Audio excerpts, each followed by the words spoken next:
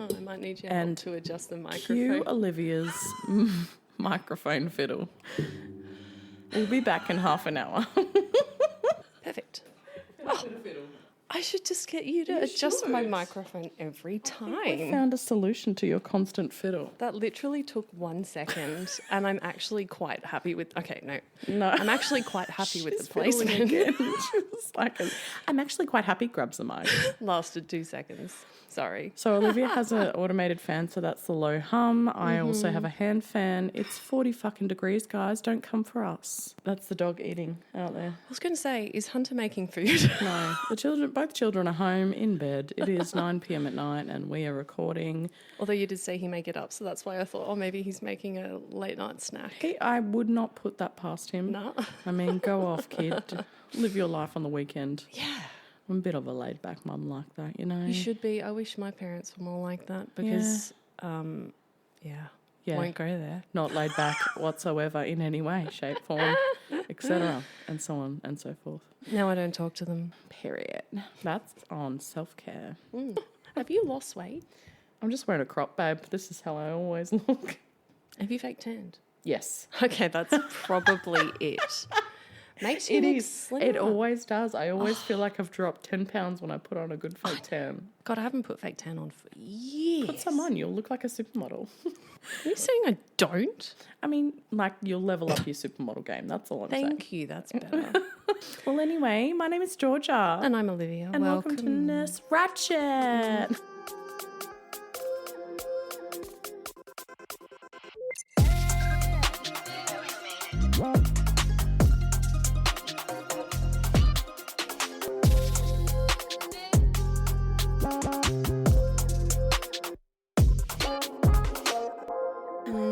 I fucking love our intro. I have been so ratchet the last week. Do you want to know why? Yes, tell me. Okay, so this is my wrist.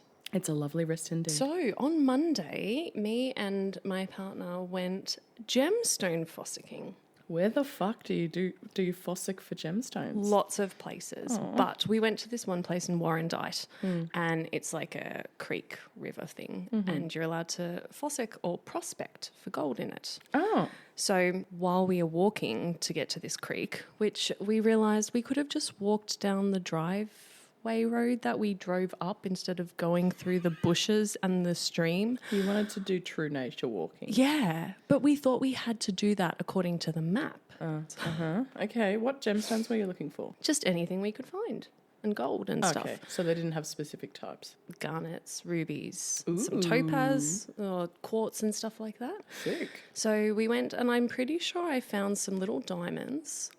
Stop it. You did not. Yeah, and I think I found some citrine or garnet. Oh, sick. We'll have to see. So basically we were just sort of like going downhill a bit and it's very rocky. It's like slate rock. Yeah, so it's like smooth as well. And there was a bit of gravel on this bit. I slip and I land on my wrist like this, of course. My whole weight of my body went on my one limb. Did you fall down a slope? Like what? Yeah, sort of. But I fell onto my butt and my wrist. And so backward? Yeah, backwards. Oh, fuck, okay. I slipped backwards. I put my foot down and it rolled forward, like on the gravel. Rock? Oh, gravel. Over the rock because it was like really smooth. That'll fuck you up every time. I thought I was fine at the start. You know how it usually goes. I'm fine. And then like within 10 seconds, it just starts coming Throbbing? on. The ache is like so sharp. Ooh. It gets so intense after a minute that I have to sit down and I feel like I'm about to vomit and pass out. Fuck, you broke your wrist. It was so it was awful. Anyway, know. I start crying.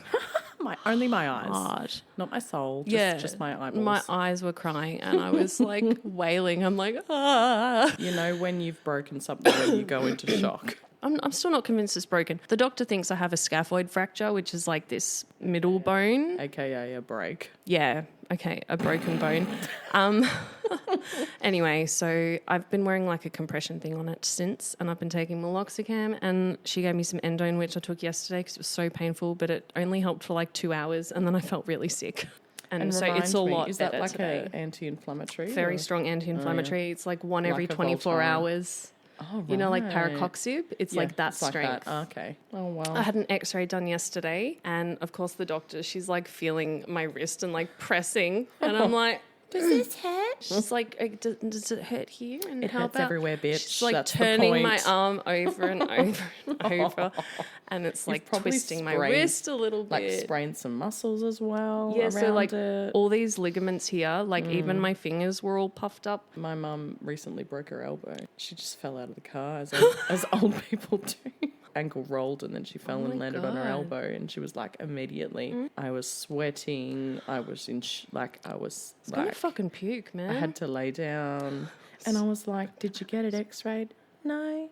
And I was like, that response to having a fall is not normal, Mum. Yeah. Like having to lay down for half an hour to recover from the shock of it, like. I probably sat down and cried for at least, I think it was 30 to 40 Yeah. minutes. And there was this woman across the river, like on the other side of this mountain. Watching you wail. She was so far away that you could just see this blue dot, which was her blue top. And we just heard this voice come out of nowhere. Are you okay? Do you need help? Do I need to call an ambulance? And I'm like, I'm okay. I've just fucked up my wrist by falling over, but I'm okay. She didn't sound very convinced, but she was like, She's okay. like, get up, bitch, and let move me know along. if you need help. It's like, I'll just be here. yeah, I don't know how we're going to find you miles anyway. away. You're literally on the other side of this huge river. Just give me a yodel if you need help. Yeah. Right? Oh my God, we totally should have done that. We carried on, and 5 hours later, we came home with a lot of rocks. Well, you got diamonds, so that's, I think so. Well, They're- he's hoping. How do you find out if you have a diamond or I'll not? have to take them to a gemologist. Oh, a So I've got a gemologist. whole story about I'm trying to start a business, Oh. and I've also resigned from my job. Excuse me. When were you going to Just tell me very this? recently. Well, I guess now. What So I'm the going to go fuck? back to I agency. thought we were best friends. How dare you? Yeah, right. Well, you didn't invite me to Crown, bitch. Yeah, I went to the Crown Casino this past weekend with For my a family thing, which is totally fine. By the Yeah. way, I'm just being a salty bitch. from Saturday to Monday. Oh my God, to funny Crown. story as well. Me and all my cousins and my two aunties just got together in remembrance of my late grandmother. That's sweet. Yeah, so we, Nice. and we also celebrated my my cousin's 40th as well. So it was a really fun time. We treated my cousin to a treatment at one of the Crown spas, and fancy. so she went and got a fucking massage or whatever, and we went to pick her up after. And this is in the main Crown bit, like the older bit, and we went up to the spa area, which I'd never been in because we were in the Metropole, and it was so lush. It was really lush. Anyway, she was the lady at the reception was like giving. You know the two ladies out of Kath and Kim, Prude and Trude? Yes. Giving Prude and Trude energy. Just so fucking posh, you know? She's like, you can just go right over there in the waiting room. So me and my cousin go to the waiting room, and then we look in, and there's like a room with all these products and stuff and things to sell. And we were like, oh, can we just go have a look in there? And they're like, yeah, of course, by all means. Like, so nice about it. We go in, and there's all these skincare products and shit. And I'm, videoing it, and then like I see that there's like testers and shit like of these skin products. So I just go in and start helping myself to these skincare products. I'm lathering them on my face. My cousin that was with me, she has her own skincare business. Like she does face treatments and shit. So she's an expert on this shit. She's like, these are very overpriced. They're like $400 like creams and shit. Anyway, we're like putting it on our faces, and she goes over to the middle bit and she picks up this eyebrow pencil, which I think is so funny. And then she just goes over to the mirror and just starts putting it on. Meanwhile, I'm lathering my face with some fucking gold-inflicted serum, like it has gold flecks in it and shit, and I'm just like Shit. putting it on. Anyway, this bitch comes running in, and she's like, oh, no, what are you doing? Like, she's like, You're not rich enough for this. period, like literally giving that energy. She's like, you can imagine that we don't do this. We don't directly put it on our skin. Usually someone who has paid for a treatment gets these given to them or put on them by one of our staff. We don't just let people play with them. Oh my God, now I'm even more upset that And I she was wasn't there. And she was What like, the you can fuck? imagine the germs and things people would leave on these products. It's for hygiene purposes. And she's lecturing my cousin, like, who is a skin therapist, about hygiene. Wow. And products that she knows everything about and knows that they're like fully overpriced. And I go, oh, sorry, we must have got confused by all of the tester signs on the product. relax. And she was like, yes, well, it's not that kind of place. And I was like, oh my God, okay, we're leaving. It's no Chemist Warehouse, bitch. Yeah. Okay, sorry. Oh, it was so fucking funny. I laughed my ass off. Oh my And God. my cousin was horrified. We were both so embarrassed we got scolded by the crown lady. Anyway, laughed my ass off, but felt very like a naughty little schoolgirl sitting waiting. She was glad to see the ass of us as we walked out. Well, that is someone who thinks way too highly of themselves I in their know. job I'm like, babe, and their you probably role. get paid $25 an hour. Yeah, chill Like, out. What? Relax. She's giving, again, Ward Karen energy where they take their job too fucking seriously, man. We've got a very long episode to get through Shit. today. Okay, fuck. Today we're talking about Josef Mengele, the Auschwitz doctor. Auschwitz. Did I say it wrong again? This is going to be a two-parter, guys, because there's a lot to get through. So in this first episode, we're going to delve into his background because I think it's really relevant to how he ends up being who he is. So we're going to talk about his childhood, his education, and how he got into the SS, basically. What's the SS? It's the Nazi army. What so does you it join stand for? I can't pronounce it. The Schutzstaffel. I get into it later, I think. Okay, sorry. It's a major parliamentary organisation under Adolf Hitler. It's basically the German army. If you were in the military, you were an SS soldier, basically. This one is not too bad, but the second one really gets into the nitty-gritty of all the devastating things that happened. So I'm just going to give a broad trigger warning. Just violence against Jewish people, racism, sexual assault. Medical experiment. Violence against children. Horrific torture. shit. So if this is not for you, if you are of Jewish origin and this is particularly triggering for you, feel free to skip and we'll see you in the next topic. So let's get into it. Josef Mengele was born in a little town called Günzburg on March 16th, 1911 in southern Germany. His father, Karl Mengele, was an engineer who designed farming equipment and owned a small manufacturing firm that produced it. He had a business partner for a while. They had a factory where they would produce tool pieces, but the factory burnt down and it might have been a little bit sketchy because this happened to Karl like 2 or 3 times. Oh, he was claiming some insurance money, exactly. was he? Like his factory would burn down and he'd get a bunch of insurance money and make a better factory and that would burn down and so on and so Not a forth. serial killer, but a serial insurance Yeah, claimer. exactly. Joseph's childhood home would be what biographer David Marwell called an unlikely incubator for the future angel of death. Yet another angel of death, ladies and gentlemen. Guys, come on. Where's the originality? I know. Come on. I think he was the original. Angel of death. We could do so much. This was like over 100 years though. Yeah, so he's he must gotta be the original. Oh, and Jane Toppin. Was she an angel of death? I don't think she was. She was just Jolly Jane. Oh, yeah, okay. You're right. She's the exception. Unlike the vast majority of Germans who would later commit crimes under the Nazi regime, Mengele's childhood was not shaped by the losses of World War I, and we'll get into that context in a minute. He was not left fatherless like many of his peers. Instead, his father Karl had served in the German army at the beginning of the war and then was recalled after 2 years to go back to running his business, which on top of farm equipment, adapted and produced a lot of equipment for the war effort. In fact, the war made successors of the Mengele family. So, like, they just transformed their farm equipment factory into a war machine, basically.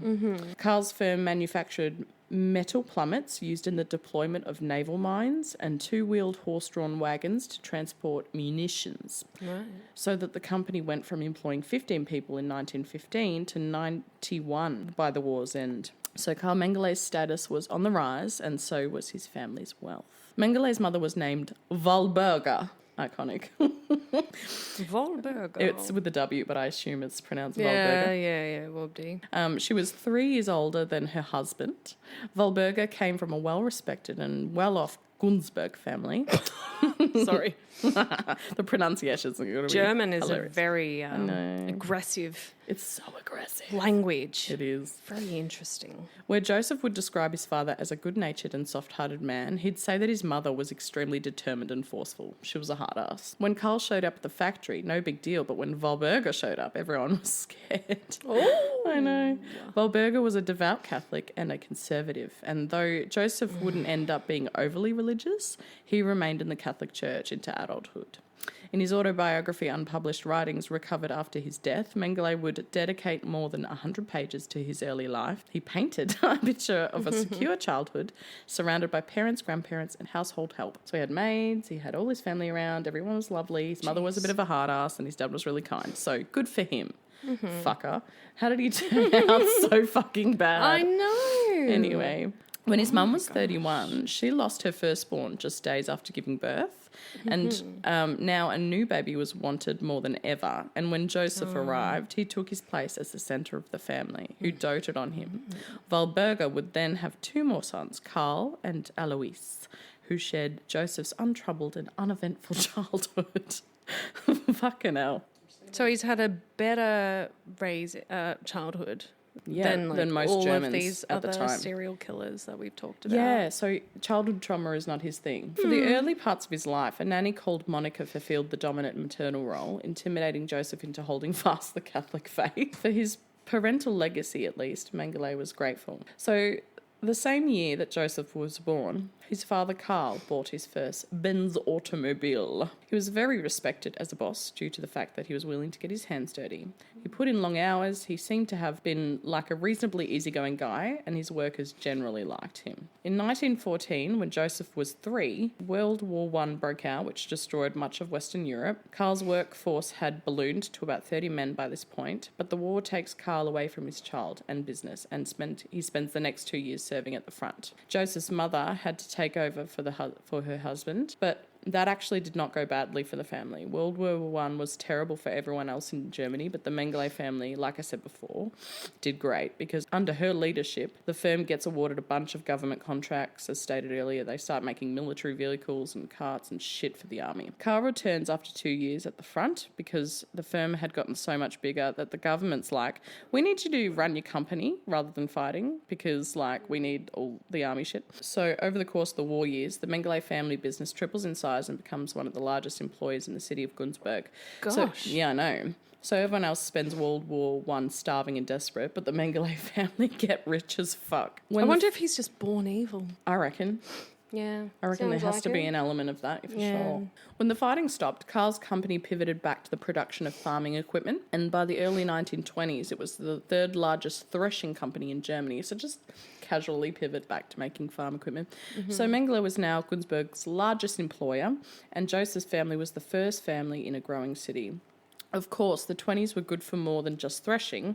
They also yielded a bumper crop of fascists. Karl was not quite a fascist early on, but he was a wealthy conservative, and so he was not very far from fascists either, like they're all in the same basket. Mengele's father at some point became a member of the German National People's Party, which is like close to the National Socialist Party, which is Nazis.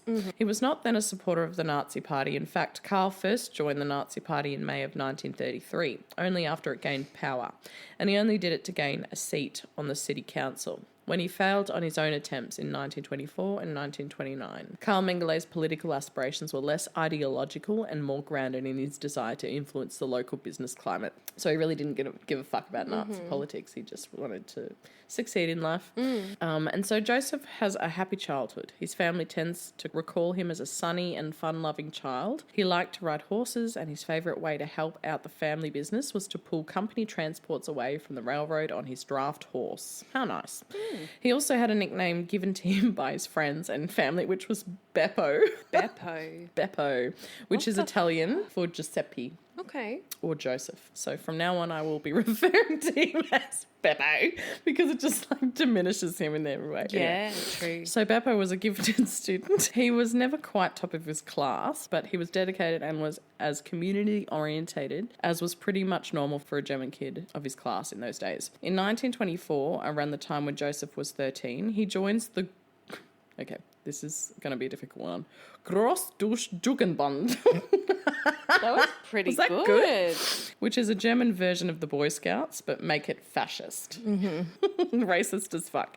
He eventually becomes a leader of his own town chapter, which consisted of 60 boys and 30 girls, which is kind of like, oh, the girls were allowed? Interesting. He'd be the leader of that chapter from 1927 when he was 16 until 1930. As a leader, he'd organise events for the members, including a summer solstice celebration. I'll read a quote from one of his diaries about this time. We were proud of our big solstice fire, which blazed into the heavens on the ridge opposite the hometown, announcing that a small group of boys and girls today celebrated the solstice with fervent thoughts and desires in their hearts, to awaken and arouse the people of their homeland to the holy struggle of liberation from the shackles of the nefarious Versailles Treaty. The flames should liberate us and illuminate our way. They should warm us with the love of our great people and of its high culture, and they should incinerate all discord among the Germans. Wow. Fucking poetic for Complex. 16. And like also just undertones of being very proud of his heritage and stuff. Even prior to Hitler's rise, this organisation did not accept Jews. As Mengele explained in his diary, the exclusion of Jews was so that the characteristic qualities of the German people could finally be revealed and freed from alien incrustation. Yikes. And again, Hitler not even in power yet. So yeah, I should note that these are just cultural attitudes. Like, they're swirling around and any teenager can pick up on it. And man, did Mengele pick up on them. You could look at this and say, like, obviously he was going to grow into a Nazi. But historians would note that German anti-Semitism like this at the time was pretty normal. It was pretty normal for people who didn't become Nazis. Like, the fact that this is part of his upbringing is, like, obviously it influences the Nazi he becomes, but we shouldn't pretend like he was being directed into fascism. It was more like this was already all over the fucking place. Like, people were racist as hell. You know what I mean? Like, he's not yet being indoctrinated. It's just a culture. Does that make sense? So given that this was the very early 1900s, Joseph's young life also had its brushes with death. When he was 6, Beppo fell into a rain barrel and nearly drowned. Ooh.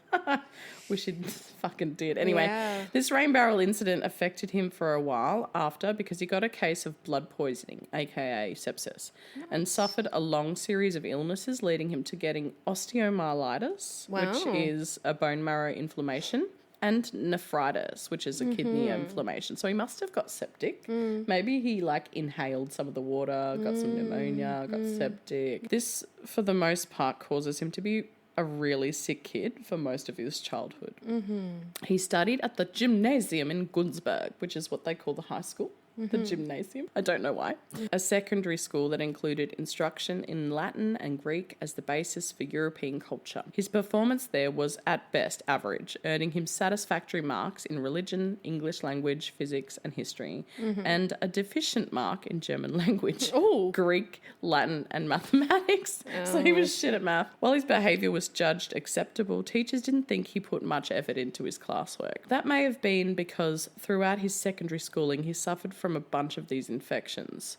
Weird that a person who ends up believing he was racially, genetically superior would be such a weak fucking kid. Yeah, right. Being sick all the time and getting just average grades. Like, what? These illnesses forced him to miss school for an extended period of time, led to a chronic kidney ailment, which then prevented him from taking over the family company, which, as the oldest son, he could have claimed. Although the Great Depression had hit the business, as it would any other business anywhere else in the world, Carl Mengele's firm not only survived, but really continued to thrive. I mean, comparatively, they did great. All of Joseph's health problems leads to his family sitting down and being like, well, we wanted him to run the company, but he's like kind of almost dying, so maybe we should give his little brother the company and he can just figure out his own shit if he ever stops dying. That's the decision his very German family makes. And so Alois is groomed to lead the family firm, and now weak-ass, sickly fuck Mengele has, as he nears graduation, is free to find something new to do with his life, which is kind of bad because he decides to be a doctor. Yeah, Mengele graduated in 1930, unsure of what course of study he wanted to eventually follow, but Joseph thought back often to his favourite high school teacher, Yuri, a gifted educator who, to the detriment of all mankind, succeeded in sparking in Joseph a lifelong love of science. So Yuri teaches him to love science, which would prove to be a horrible mistake. And as he nears the end of his schooling, Joseph's favourite subjects are all hard science. He especially loved zoology and biology, but his favourite course of study was the budding new discipline of anthropology, which is the study of human societies and cultures and their development. In April 1930, he passed his high high school exams with a promising and exceptional grade, so he pulled his shit together. His father had counselled him that what counted was what one achieved, not what one set out to achieve. So, iconic. Initially, Joseph considered becoming a dentist since he was convinced it would be very profitable. There was not even one dentist in his hometown of Günzburg. Wow. They must have all had teeth rotting out of their fucking heads. Shit. Yeah, I know. But after discussions with his school friend Julius Diceback, Mengele decided dentistry was too specialised. He opted instead for medicine, with an emphasis on anthropology and human genetics, so he could study the whole range of medicine. So part of why he's drawn to this so much is that no one in his family had done anything like this. There weren't any PhDs in his family. There weren't any scientists in his family. He bragged to his friend Dykeback. Maybe it's Dykeback or Dickback, I don't know. They're both awful. Yeah.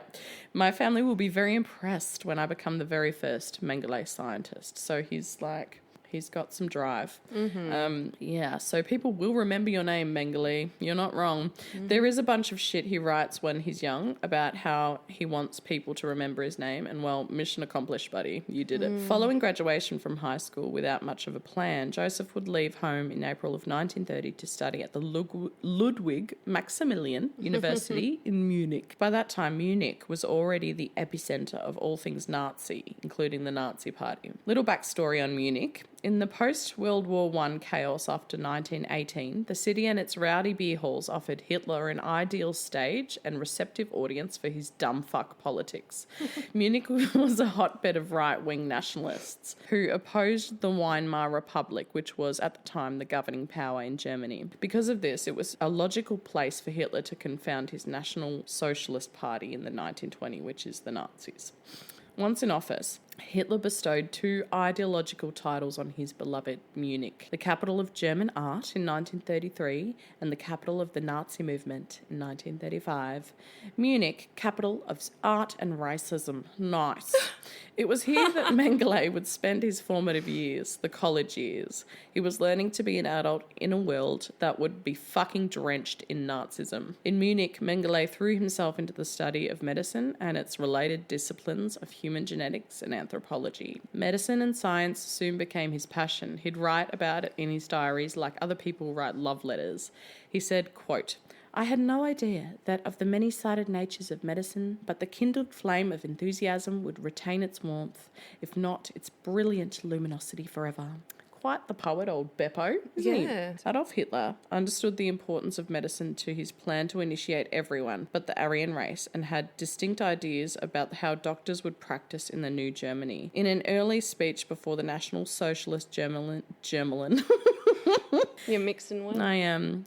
In an early speech before the National Socialist German Physicians League, in his best yelling voice, he screamed that while he could do without lawyers, engineers and builders, he needed National Socialist doctors.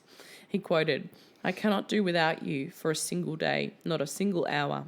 If that's for you, if you fail me, then all is lost. For what good are our struggles if the health of our people is in danger? He made constant references to the health of his people and made sure that physicians knew that they were responsible not for curing individuals, but for maintaining the health of Germany, of Aryan and not Jewish Germany. Sorry. Crazy. Oh, it gets so much worse. This change of perception allowed German physicians to treat certain patients in ways that were previously unthinkable, ways that would have violated the Hippocratic Oath to do no harm. But now being under the powers of the Nazis, this medical league was suddenly under a new code of medical ethics.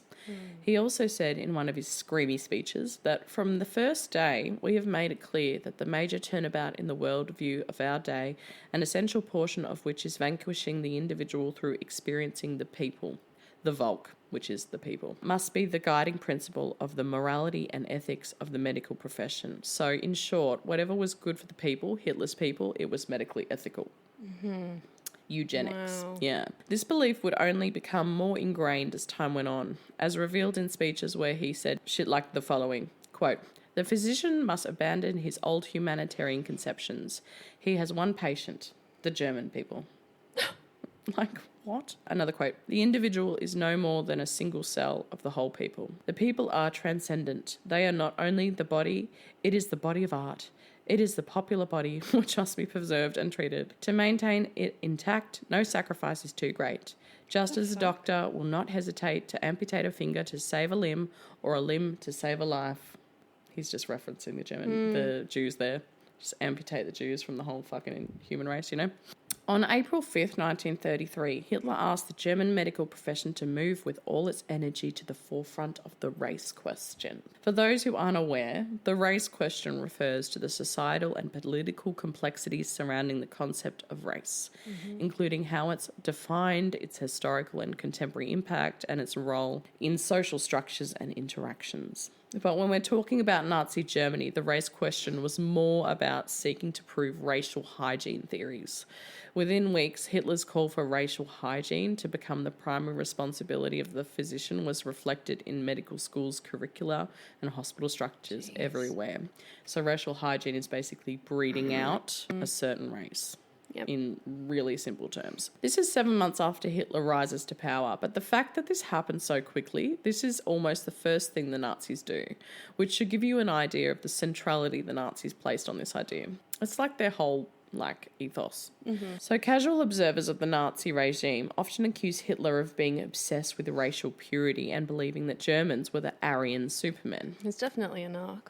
Oh, yeah. But that's fundamentally wrong. That is not what Hitler believed. He did not believe the Germans were Aryan supermen. Instead, he believed in the perfect ability to create Aryan-descended people like the Germans through careful scientific guidance. And that is different. He's not saying they are supermen. He's saying using science and breeding, they can become supermen by excising the degenerate influences from their bloodline and encouraging people who are more pure to breed together, like the Germans. Like, how fucked is that? It's not just like, hey, we're better than everyone, which is less unsettling and less toxic than what the Nazis believed, which is we can make people better. This is what Mengele believed, and the people he kills will die in service of this goal. Crazy, right?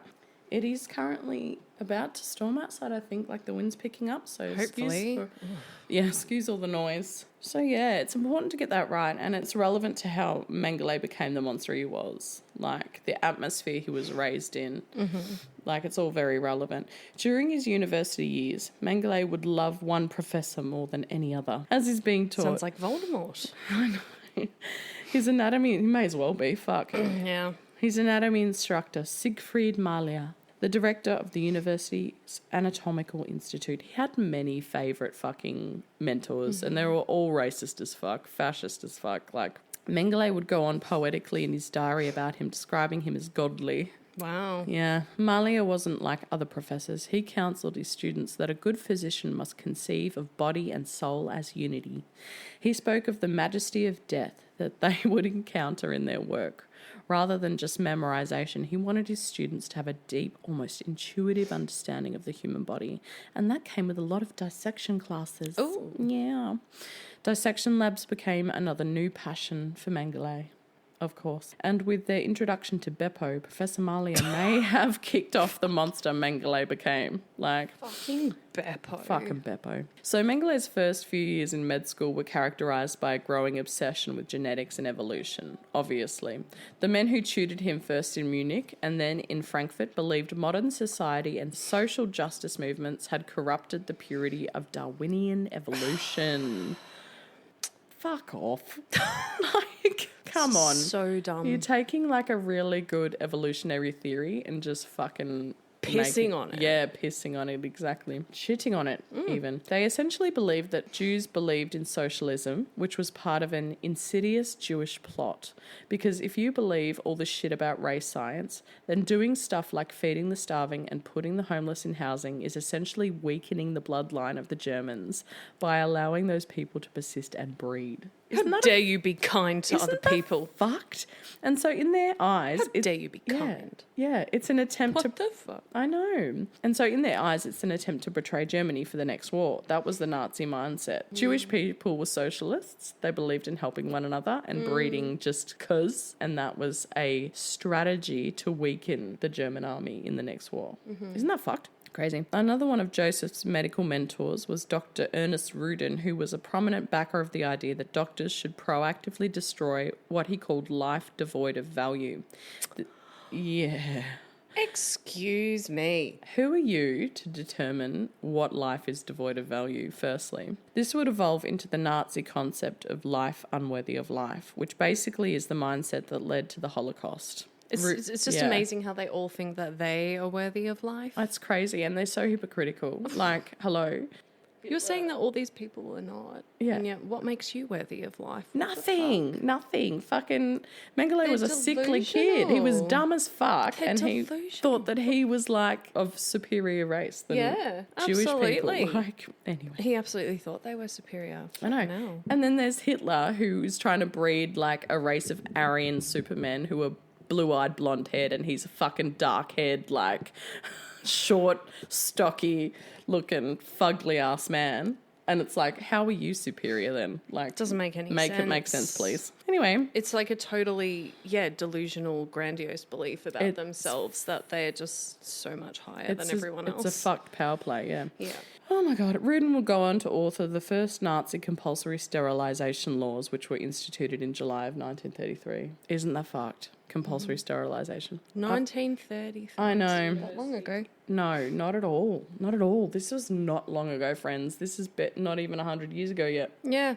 After 2 years at the university in Munich, Mengele then transferred to the city of Bonn. It was common at the time for German students to study at a number of different schools, and Mengele would attend 5 before graduating. His new school was similar, with less than 2/3 the number of medical students in Munich. Bonn was also where Mengele would be politically active. Though he'd been inundated with right-wing sentiments for years, he was still, for the average German at the time, fairly apolitical up until now. Like many others, Mengele claimed to feel the misfortune that had been inflicted on Germany by the Versailles Treaty, like he said in his poem earlier. Even though we know that his childhood was actually better than most Germans, he still had the idea that they'd been wronged in World War I. Sorry, did you say Versailles Treaty? Mm-hmm. Isn't it the Treaty of Versailles? Maybe I'm pronouncing it wrong, yeah. Yeah, the Treaty of Versailles. Fuck me. Versailles Treaty. I'm just a dumb fuck Aussie. I didn't grow up in Germany. Anyway. Didn't you study this in year 10 or something? I did not study any. You didn't study Nazi Germany? No. In high school? No. I wonder why not. I thought that was like a regular part of the curriculum or something. Maybe I was sick. Sorry, that's why I'm like, hold on. Aren't you talking about Treaty of Versailles? I am. Okay, I'm so glad we clarified that. Because I'm like, the Versailles Treaty, I do not know about this. Lol. But yes, I do. My bad, it's just my shit pronunciation. No, it's okay. I come from very humble beginnings, guys. Most of my education is self-taught, okay? Also, half of my family was part of the Holocaust, so I have a lot of knowledge about it. Yeah, you're well-versed. Treaty of Versailles, okay? My bad. The Versailles Treaty. Lol. Sorry. If the French heard you say that, I apologize. they'd smack you in the face. I know. My bad. Anyway, I apologise to all the French. For those who are unaware, the Treaty of Versailles was a peace treaty signed on the 28th of June 1919. As the most important treaty of World War I, it ended the state of war between Germany and most of the Allied powers. It was signed in the Palace of Versailles. I'm sorry, I'm going to be thinking about this for days. And every time I'm reading Days. it's Versailles. It was signed in the Palace of Versailles exactly 5 years after the assassination of Archduke Franz Ferdinand, which led to the war. The key terms of the treaty were that Germany was required to pay reparations to the Allied countries. They were forced to disarm and reduce their military capacities. They were required to give up their overseas colonies. They were forced to give up territory to neighbouring countries, including Belgium, Czechoslovakia, and Poland, and so on. All of these reparations were put in place because Germany was blamed for the starting World War I and obviously World War II. Like, fuck Germany. Yeah. Like, guys, you're a problem. You are the problem. Anyway, because of all the reparations, the treaty was damaging to Germany and sowed the seeds for World War II, obviously. The treaty's harsh penalties and Germany's resentment of it helped fuel the rise of Adolf Hitler and the Nazi Party. So a little history lesson for you there. I didn't know any of that because education or lack thereof. While walking around Bonn... Josef observed a demonstration in a working-class neighbourhood on the other side of the river from where he studied and lived. A line of demonstrators were crossing the bridge in the direction of the city centre carrying a blood-red flag with a 5-pointed star. They were marching in the formation of the Red Army, dressed in Russian coats and peaked caps, according to Mengele's diary. The Red Army, for context, because I had no idea, was a communist military group that defended communist ideology and would eventually be the ones to aid in the defeat of Nazi Germany. So they were Germany's enemies. Enemies. Mengele and his friend were deeply shaken by this threatening portrayal of communist activism in Bonn. Mengele said, well, we know now what we have to do. It was not enough to believe in the Nazis. One needed to do something to combat the looming danger of the Soviets. So at the age of 20, Josef joins the Steel Helmets, which was a Nazi paramilitary organisation that basically marched around in uniform and were racist as fuck, but were not yet Nazis. And what, just enforced racism? Yep. And these rules? Yeah, so there's like the precursor to like being PSOs. a Nazi. Yeah, there's a pipeline, guys. Okay, there's the shit version of police. There's a Nazi pipeline and he was on it. Yeah. Mengele would remain in Bonn for 3 semesters and completed his 5th semester studying medicine, which allowed him to sit for his preliminary medical examination. He passed a test on 6 subjects, anatomy, physiology, physics, chemistry and zoology, on August 12, 1932, with a grade of satisfactory. Interesting that he really likes zoology as well. Yeah, what? I wonder if that sort Just of ties into his interest maybe. in animals and humans. Well, yeah. He treated people like animals, so that would make sense. Yeah. It doesn't sound like he had a real master race brain getting just satisfactory marks, but hey, P's get degrees, guys. Mengele then returned to Munich in September of 1932 for his 6th semester at university, a semester that would see Germany's decisive turn towards a more aggressive form of racism and xenophobia. Xenophobia, yes. I just can't do words right now. It's okay. The Nazi Party lost seats in November 6 elections, and although many felt that its decline would continue, Hitler would be then appointed Chancellor. Dun, dun, dun. Just a week before the end of the semester, the Reichstag, I don't know if I said that right, probably didn't, Reichstag. building. Is it Reichstag? Oh, Reich. The Reich, the Third Reich? Reichstag. Yeah. Building burns down, which is the government building, basically. It's like Parliament House, but make it Germany, you know? And it provides a pretext for the beginning of the end of the current rule and the start of the Nazi dictatorship, basically. Someone fucking arson attacked the German parliamentary house for whatever reason. Anyway. And that was the trigger. It was burned down in an arson attack, and the Nazi leadership and its coalition partners used the fire to claim that communists were planning a violent uprising. So no one really knows who burnt the fucking building down, but the Nazis were like, it's the Jews! They claimed that emergency legislation was needed to prevent this. The resulting act, commonly known as the Reichstag Fire Decree, abolished a number of constitutional protections and paved the way for Nazi dictatorship to come into power, which is crazy. They were like, it's a fire, it's the Jews, we must take away the laws and bring in the Nazis. In May 1933, Karl Mengele, Josef's dad, joins the Nazi Party, finally. He also joined the SS, but historians say that his membership was performative, like I said before. He didn't complete any special services or gain any high ranking. He just wanted to look good, you know? Josef, meanwhile, spends the summer of 1933 in Vienna studying through his 7th semester, where he finds another favourite professor, Dr. Franz Hamburger. In the 1940s edition of a textbook he co-authored, Hamburger and his colleague wrote, quote, at all times, should you be aware of the duties of the National Socialist physician, aka the Nazi physician, who keeps in mind not only the individual person, but the entire people's body, in which the single person, like the cell of a human organism, is just a building block, just a cell of the people as a whole. Come on, He's babe. really like just putting them down to fucking ants, isn't he? He's just skipping all of like common sense and just jumping to some serious conclusions there. Anyway, Hamburger specialised in paediatrics, and not only did Hamburger's clinic advocate euthanasia for babies with physical or mental disabilities, it would routinely send children to the infamous Spiegelgrand Hospital, where hundreds would be murdered under the Nazi euthanasia program called T4.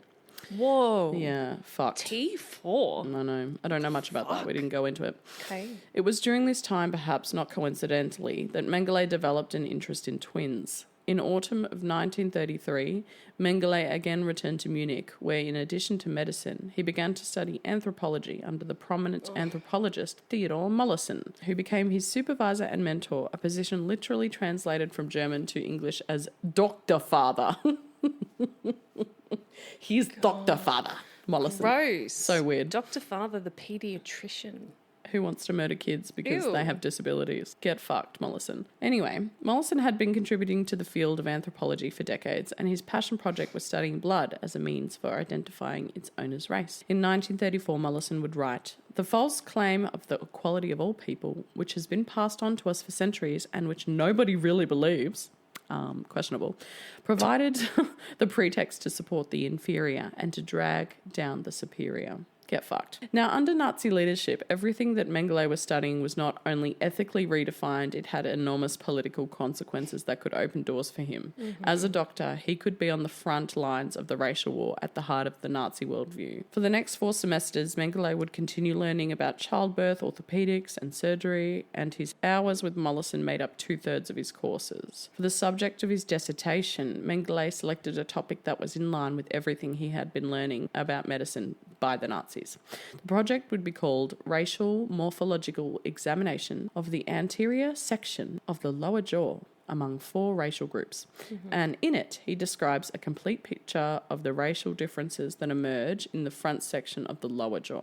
So basically he's saying, you're a Jew because your jaw looks like this. Like, dumb.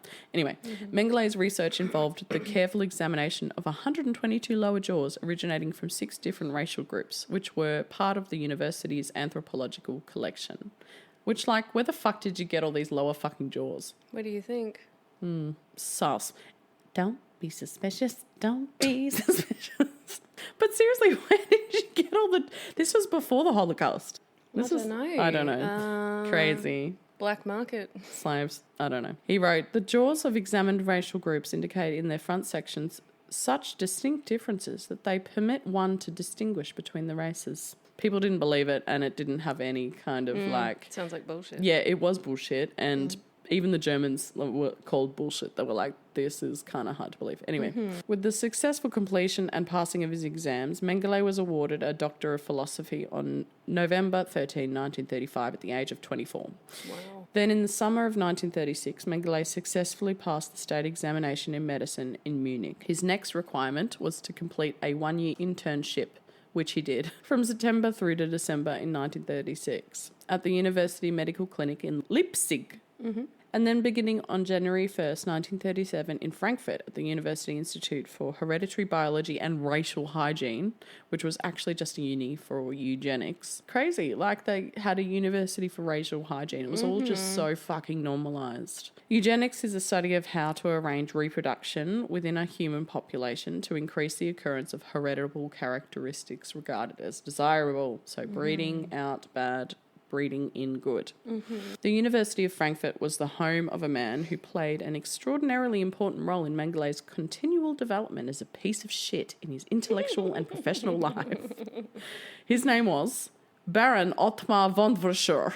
Jesus. I feel like I did that really well. Yeah, you did. Thank you. In 1927, Verschuur published a study on genetics based on twin research, a methodology that became his specialty. Verschuur would become one of the leading racial scientists of Nazi Germany. While interning for Verschuur, Mengele met Irene Schrobein, a 19-year-old daughter of a successful businessman, Harry Schrobein, or Schonbein, don't know. These two hit it off and started dating. Soon after, Mengele became an official physician on September 1, 1937. Mengele then started on his second doctorate, this one in medicine, with Ottmar von Verschuur as his mentor. Already a licensed physician, Mengele did not need his degree in order to practice, but it was necessary for an academic career because his whole shtick was, I want to be like in research. I want to be in that field, yeah. For his second dissertation, Mengele investigated the related birth defects of the cleft palate, lip and jaw,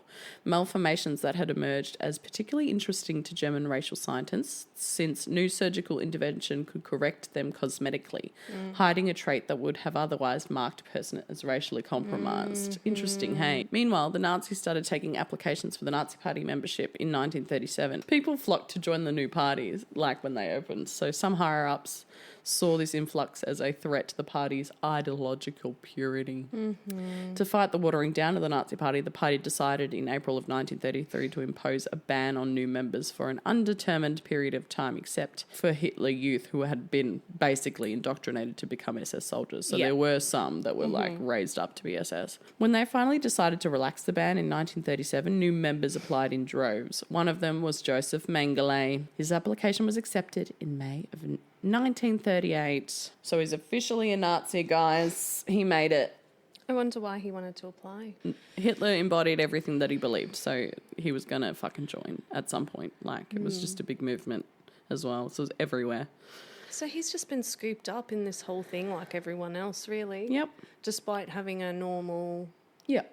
However, some childhood. people joined because they had no other choice. I was about to say, Yeah. like, maybe that was also the safest option at the time for a Yes. lot of people. Yes. Whereas some people really believed in it, and Joseph was one of them. Okay, so Yeah. he really believed. He really did. Around the same time, he joined the SS, which is the Nazi army. Members of the SS in Nazi Germany during World War II received blood-type tattoos known as... Oh, I can't even say that. Wow. It is such a big word. Tauvereng. No. Say it again. Blutgruppen Tätowierung. Okay. Blutgruppen Tätowierung. Yeah, that one. Tätowierung. Yep. Sure. They had these tattoos to identify their blood type. That's fucked. Yeah, generally during basic training, but could be applied at any time. The tattoos served as a quick and easy way to determine the blood type of an individual soldier in case of injury or emergencies if they were unconscious or whatever. Okay, that makes sense. Yeah. That's fair enough point. Yeah. According to his son Ralph in later reports, Mengele avoided getting the tattoo for vanity reasons.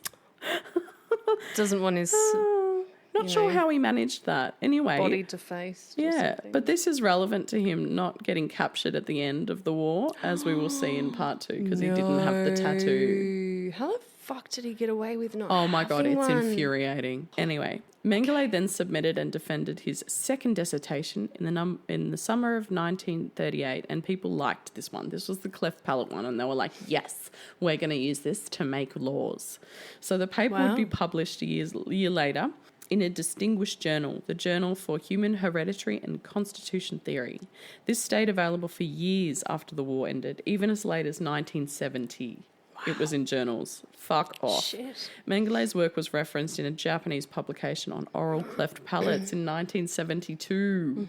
Fuck off, guys. Oh my God, like what? With Mengele's published research as proof, legislation would be put into place that would result in the forced sterilisation of 375,000 individuals between its enactment in 1934 and the beginning of World War II on September 1st, 1939. And more bullshit laws were going to follow. Based on this research, quote unquote. The Nazis had long sought a legal definition that identified Jews not by religious affiliation but according to racial anti-Semitism. Jews in Germany were not easy to identify by sight because they're people. Like, many had given up traditional practices and appearances and had integrated into the mainstream society. It's a religion, it's not a fucking race, guys. Some no longer practiced Judaism and had even been celebrating Christian holidays, especially Christmas, with their non-Jewish neighbours, because Nazis. Gotta Many blend more, in. many more had married Christians and converted to Christianity, rather, like they weren't even Jews anymore. According to the Reich citizenship law, only people of German or kindred blood could be citizens of Germany. A supplementary decree published on November 14 defined who was and was not a Jew. The Nazis rejected the traditional view of Jews as members of a religious or cultural community. They claimed instead that Jews were a race defined by birth and blood. Despite the persistent claims of Nazi ideology, there was no scientifically valid basis to define Jews as a race.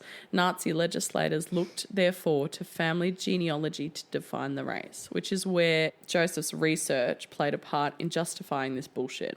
People with 3 or more grandparents born into the Jewish religious community were Jews by law, according to the Germans.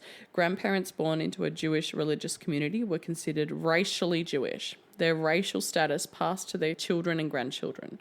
Under the law, Jews in Germany were not citizens but subjects of the state. 2 distinct laws passed in Nazi Germany in September 1935, which are known collectively as the Nuremberg laws. Did I say that right? Yes, Nuremberg. Yep.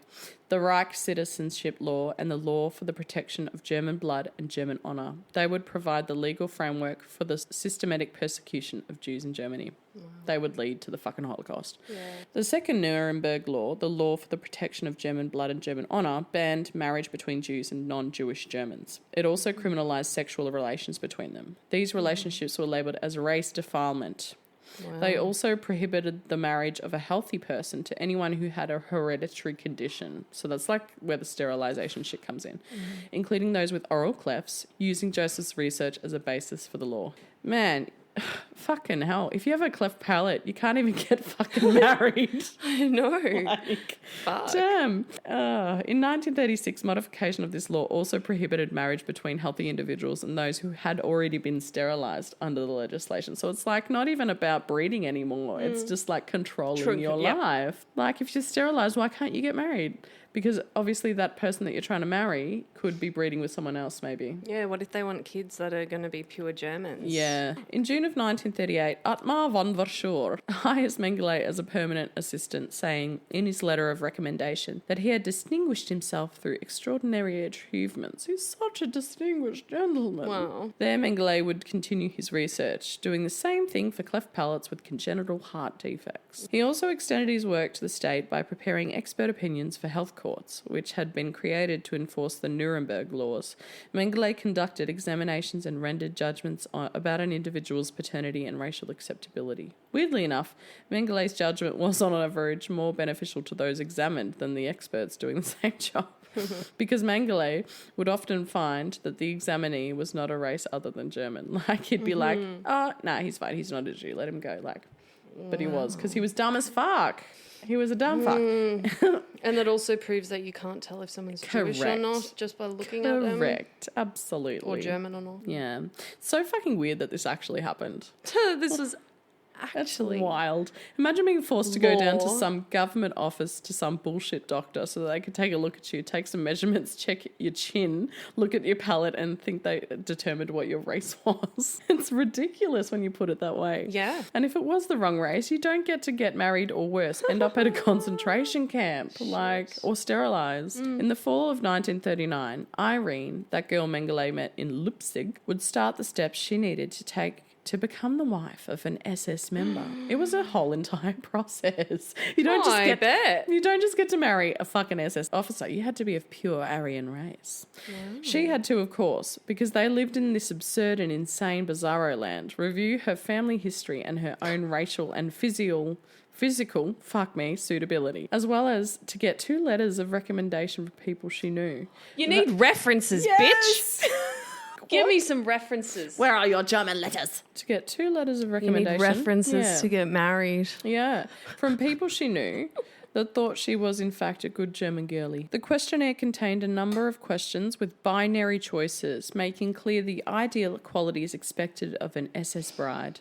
I see. George Slick wrote in support of the marriage, claiming that Irene was very, very reliable as opposed to unreliable, very fond of children as opposed to not fond of children, comradely, not domineering, thrifty, not wasteful, domestic, not flighty, vain, efficient, as opposed to inefficient. What a good woman and wife. I know. Good wife material. Acceptable German broodmare.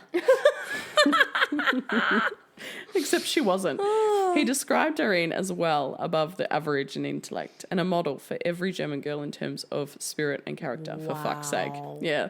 On December 26... No. On December 26, 1938, Irene would have her physical examination now by an SS physician. One section of the form called for an inventory of 10 physical characteristics with a list of associated values in descending order of desirability. For instance... For body type, the physician would choose either muscular, plump, slim, or puny. Wow. The first is the most positive, so muscular, and then plump. Okay. But you could never be puny. Puny Jews! Fucking idiots. For eye colour, the following choices were available. Blue, grey, greenish, light brown, dark brown. So blues first. Irene would end up being awarded 9 out of 10 of the attributes with the highest, most positive value. She did get the second highest instead of the highest in the sections about her hair. she got sleek, which was one step down from straight, but way better than wavy, curly, or dare I say it, crinkly. Okay. Ruby would be fucked. Right, so she's Oh my got God. tick, tick, tick, tick, tick, tick, tick, tick now. Yeah. And what, is she worthy of marriage now? Has she been deemed worthy? She's got one more test to pass. Oh, fuck. Yeah. Not worthy yet. Nope. Irene then had to provide evidence about her family tree, which is where shit got fucked. Because, you see, she wasn't of pure Aryan race. Going all the way back to 1648. They went that far back. This is 1930 That is desperation. Oh, my God. That is mental illness. That is. It's crazy. It's like, who has a family tree that long? Not me. I know my grandparents and great-grandparents, and that is it, my friend. That is all I know. That is all I can provide you with. Yeah, wow. Unfortunately, she had a compromised family history. Yeah, this is scandalous. Her fucking nasty-ass bastard paternal grandfather had been born out of wedlock, apparently. Ooh, How dirty. dare. Disgusting filth. So there was no way to identify his father's racial line with absolute certainty. So, yeah, no go. Irene's compromised family history had serious consequences for the future couple. The SS engagement and marriage order provided that once the SS authorised marriage, the names of the family of the SS member would be entered into a special clan registry, which was maintained by the racial office of the SS. But Mengele was notified on March 9th of 1939 that because Irene's grandfather was a bastard... Jesus Christ. I was so not ready for that. Sorry. Neither was Nellie. She and I just looking at each other, and we both fucking jumped at the same time looking at each other. Because he was a bastard, there would be no listing. Nonetheless, he would go ahead with the marriage anyway. Oh. So he didn't get a tattoo. He married a non-pure Aryan woman. Why hasn't he been euthanized yet? I love how he just gets to break the law. Yeah. And it's just like that he fine. created. It's just like totally fine. Oh. Had the Nazis won the war, this could have easily come back to haunt him. Like maybe his wife and any kids that they had could have eventually been sent to concentration camps and just fucking killed for not definitely being 100% Aryan. On April 21, 1939, Joseph and Irene are officially engaged because he's like, fuck y'all, I am God. Like, Mengele spent the summer semester of 1939 at the Clinic for Internal Medicine at the University of Bonn. Then he'd take a break to get married to his illegitimate bride on July 28, 1939 at a civil ceremony in a registry office. 5 weeks later, Germany would invade Poland, but Mengele, whose research would be essential to Nazi ambitions, would not be drafted during the Poland invasion. In February of 1940, he would fill in for Verschure, who teaches human genetics as the basis for racial hygiene. Then in March 1940, Verschure signed him on for another contract and continued to work with him. Eventually, Joseph did head to the front lines. June 15, 1940, Mengele joins the Medical Replace Battalion 9, stationed in Kassel, where he attended the military physician training course and passed. According to one of Mengele's friends, military duty sucked for him because Mengele's superior officer made his subordinates crawl around for hours, cleaning clogged drains and things like that. Fuck you, He's like, Joseph. this is not appropriate work for an Aryan. Yeah, he's way better than that. That same year, around the end of 1940, Mengele would also be assigned to the Engineers Battalion of the Viking Division as an assistant troop physician, taking over as troop physician in mid-October in 1941. So he's a part of a battalion now. He stayed with the Viking Division until the beginning of 1943, where he was transferred to Berlin. With the Viking Division, Mengele would be exposed to new levels of cruelty. The Viking Division was made up of 3 groups. Nordland, created by Swedish, Danish and Norwegian volunteers. Westland, composed of Dutch and Flemish volunteers, and Germania, composed mainly of ethnic Germans, many of whom had been indoctrinated from childhood into the Hitler Youth program. They all fell under the command of Felix Steiner, who had received military awards for his performance leading an SS regiment in the invasion of Poland. Steiner was selected to lead the Viking Division by none other than Hitler himself. What a fucking honour. Anyway, trained in both offensive and defensive activities, the Viking engineers laid mines and cleared them, constructed fortifications and demolished them, built roads and fashioned ways to defeat man-made obstructions such as anti-tank ditches, as well as rivers and other natural impediments. But they were also a fighting force that battled in the front line brutally. So they were mainly engineers who, made obstacles or got rid of obstacles for the fighters. In the summer of 1941, the Viking Division began its move towards the Soviet Union, part of the massive planned invasion known as Operation Barbarossa. Around July the 2nd, the division would commit its first atrocities, killing an estimated several thousand Jews. The war diary of a unit in the area noted that the SS was indiscriminately shooting Russian soldiers and civilians in large numbers. The first large massacre by the Viking Division took place in Ukraine near the Russian border, where they murdered around 1,000 Jewish people after beating them. Shlomo Volkovitz, who managed to flee before being killed, described the scene. It was a hot day, and many would pass out from the sharp odour of corpses, which did not bother the guards. Right? They probably fucking been around this so much. They don't even smell it anymore. Yeah, they don't care. The SS people stood around the pit, and from time to time they ordered someone, especially men with beards and sidewalks, which is the curly thing they have down the front. Jewish men. Yeah, to come out and kneel in front of them with sadistic pleasure. They hit their victim until he lay unconscious on the ground, and they kicked them back into the pit. Sometimes family members tried to help the poor people, but then they often made their fate even worse. Some were taken out of the grave and beaten to death with unimaginable brutality. The killers allowed the injured to succumb to their wounds slowly in pain and agony. Fucking disgusting. This is torture. Oh, so horrible. This went on all day. I was deeply shaken by the atrocities, the likes of which I never saw again. Other massacres would follow.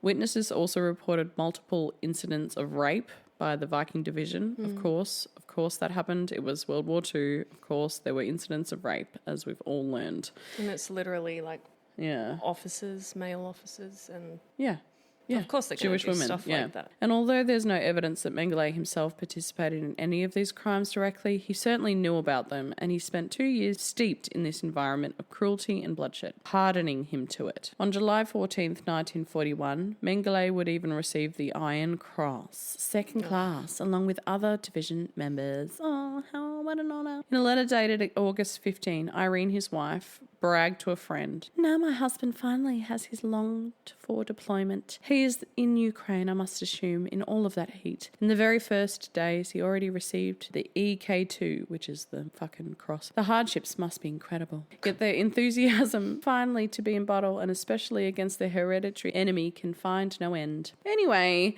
Operation Barbarossa wouldn't be a successful invasion. They fucking lost. And the German army would... And the German army would find themselves sitting in freezing cold Russia through the winter of 1941 and 1942. In October of 1942, Mengele's commander, Max Schoeffer, recommends him for promotion, writing a summary of his performance. "A mature and upright, absolutely reliable person." I can just picture them yelling this all the time. "Who has the full confidence of his superiors and subordinates, popular amongst his comrades. As a true physician, he has always worked successfully, even in the most difficult situations, with great circumspection and absolute readiness to serve, so that the medical care of the battalion was always fully guaranteed." Wanker, wank, whatever. He was a solid fucking doctor, guys, if you were to ask a Nazi. At the end of November, Mengele came very close to being killed in an air attack. Pity that didn't happen. As the unit log reported saying, in vigorous air activity, again, Dr. Mengele was buried. Bomb explodes next to Foxhole and buried him. They got him unburied, apparently, and he was fine, unfortunately. The Viking Division was ordered to move towards Strangard to back up the German army. Around this time, Mengele received another Iron Cross. This was the Iron Cross First Class, which was awarded for valour in combat, and could be given only to those who had already received the Iron Cross Second Class. At some point between January 2nd and January 20th, Mengele would be evacuated by air. Mengele's time in the Viking Division was over. He'd been exposed to so much violence in 2 years, and rumours at Auschwitz would circulate later that Mengele was shell-shocked. Even if he was, there would be no excuse for what was to come next. But what he saw could have played into what he would do, right? He was so desensitized and accustomed to horror and death. In mid-January 1943, Mengele was flown to Berlin, where he contacted his mentor, Atma von Voschur, who had recently taken control of the Kaiser Wilhelm Institute for Anthropology in Berlin. Mengele was assigned to an SS infantry replacement unit. Now back in Berlin, Mengele got to enjoy his old connections. He just casually had some fun in the war, and now he's back doing research and shit. Back. back. Yeah. He had the status of a guest scholar at the Kaiser Wilhelm Institute. He gave expert opinions to his old mentor and worked part-time in his old assistant role. Once again, Mengele was immersed right back into the academic world of the Nazi race science. At this point, the Kaiser Wilhelm Institute was pivoting. They had previously been occupied with studying human heredity. More than ever, they were finding that the old paradigm of dominant or recessive traits didn't account for things like mutations, population genetics, and developmental physiology. Like, obviously. Now they were interested in how a genetic disposition became a physical trait, and this meant that research on animals, aka humans, would be necessary. So, in May of 1943, now 32-year-old Mengele was assigned to go to Auschwitz. When Benno Adolf, the physician who was already there, contracted scarlet fever at the end of April 1943 and had to be replaced. At Auschwitz, Mengele would be as prevalent as the diseases he was trying to eradicate, from the first moments of the inmates' arrivals until their deaths.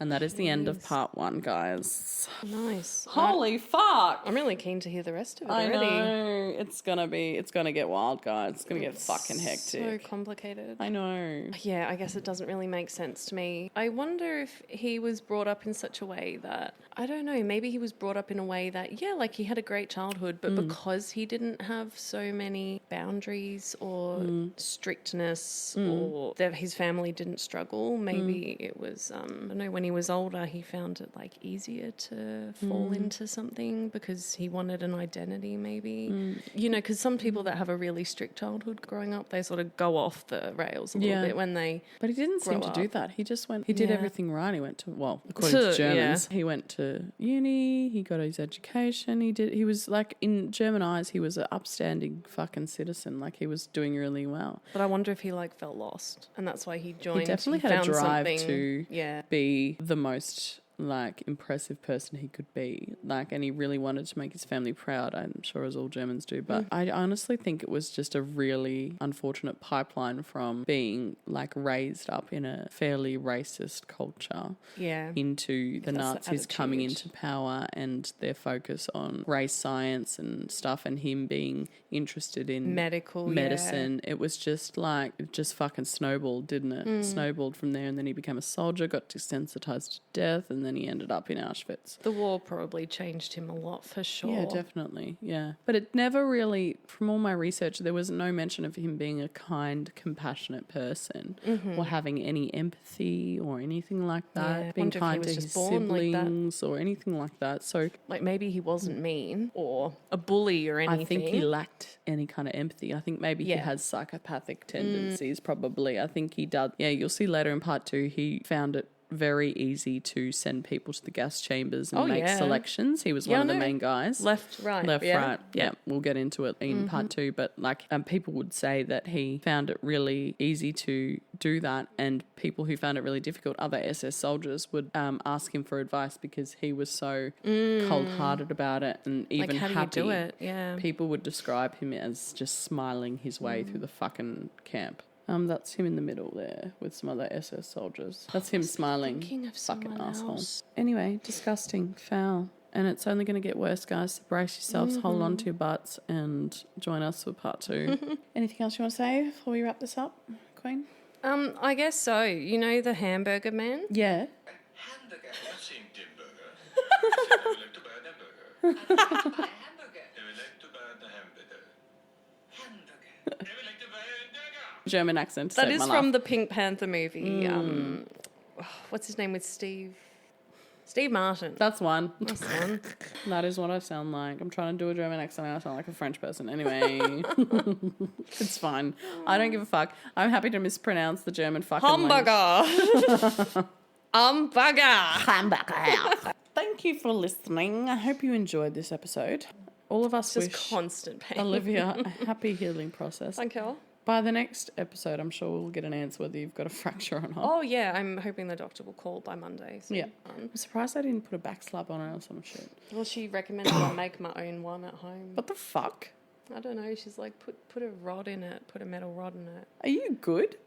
Well, I don't know. That's what, because she wanted me to No, come her, back. not you. Yeah, I don't know. What the fuck? Why Well, she don't was you saying I have might have to plaster in have your it fucking cast. doctor's office? Any cunt can get plaster of Paris and put a fucking Yeah, slab but- together. There's no point if it's not broken. Yeah, but if it is, there is a point. Yeah, but she wants to see if it's broken or not first. But that's fucking because- stupid. GPs, man. I know. But GPs. also, if it's a scaphoid fracture, I might need surgery, apparently. Yeah, exactly. So why the fuck no- wouldn't you isolate it?